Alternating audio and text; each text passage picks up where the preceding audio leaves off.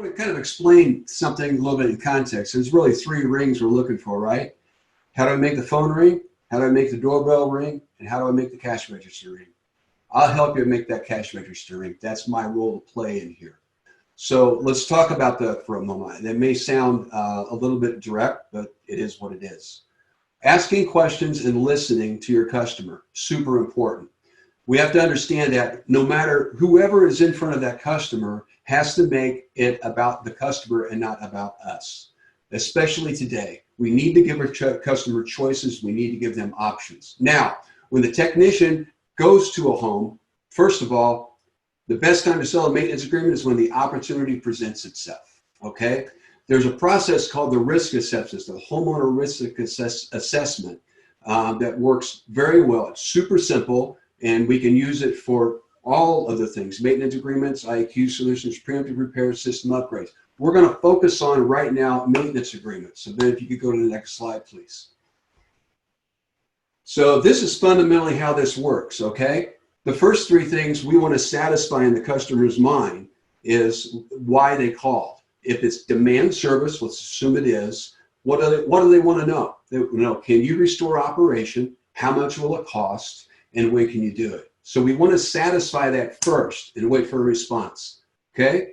Now, there's scripting for that, but I'm going to go hypothetical so you understand the process. Number one, the customer is going to make a decision about that repair. Now, the next step is really important, is to explain the risk in that decision.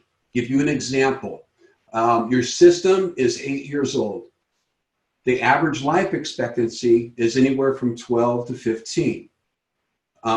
It's still under warranty because it has an 11-year warranty. The probability of future repairs are fairly high, mainly because of its age and condition. For that reason, look on the bottom, we're going to draw attention to an option. For that reason, I would highly recommend a maintenance agreement. The next time you're in a situation like this, when it's really warm, you'll go to the front of the line service as an agreement customer. Today, I can give you a 10% discount on that repair, and even better, we're going to schedule a visit to your home twice a year during our slow season to give it a complete evaluation to see if there's anything that needs to be taken care of. Would you like to go ahead with the repairs with or without that agreement? Now, you've given the customer choices. They're going to choose. Evidence has proven that if your technicians do this consistently on every single call, regardless of the age, for maintenance agreements during demand season, 50 to 60% of those customers will be on a maintenance agreement. The reason this fails is because most of our technicians have a great technical knowledge, but their people skills might need a little bit of help, and their business skills absolutely need help.